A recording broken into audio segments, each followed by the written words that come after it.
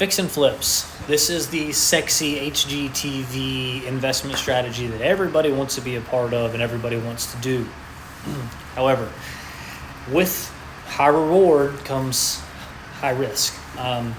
You see a lot of the people that are successful on TV, but you don't see the people that try to get in this game and then ultimately lose out, because fix and flipping is risky. Okay, so if you never know what's behind a wall.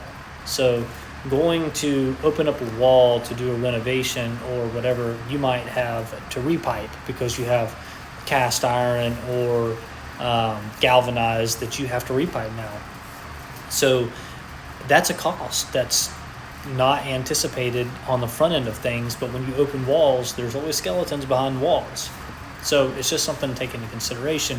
But the basic premises of a fix and flip strategy is basically buying at a discounted rate, and then through that, forcing appreciation through renovation, through means of renovation. So that could be you come in and update in the kitchen, blowing out walls and doing an open floor plan, updating bathrooms, updating the flooring, the roof, just painting the property, whatever it may be. There's forcing that appreciation.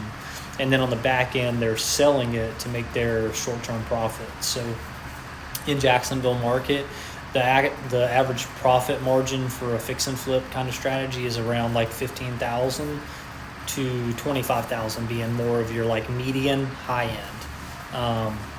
Really, people are running very thin on their margins and are taking more quantity than anything. I've seen that a lot of investors have a system in place, and what they're doing is, hey, we're buying one paint for the exterior, one trim color for the exterior, we're buying one interior color, everything gets the same cabinets, everything gets the same tile, blah, blah, blah. And then what they're doing is they're picking up these properties and running more narrow margins, but they're able to have a system down. So they can be in and out in 45 days, and every flip will look the same. However, they have a systems in place, and they're making their $10,000 or $15,000 profit margins, and they're looking at, okay, instead of hitting big on one, let's pick up 4 a month, or 5 or 4 a quarter, do 1 a quarter, and then now we're looking at $40,000 versus one deal to do 25, right?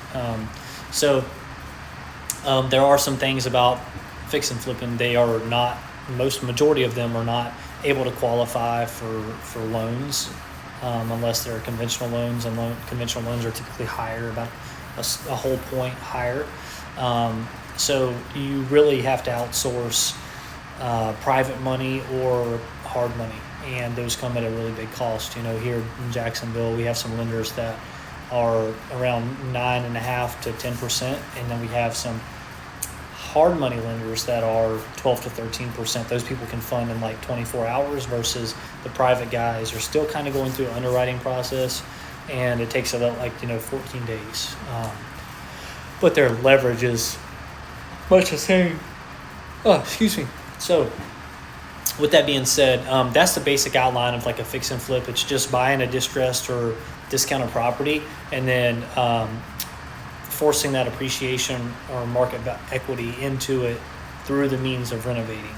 Okay, that's the whole premise of it, and it is actually can be the foundation of what we're fixing to step into for a BRRRR. Okay, so a BRRRR, next portion.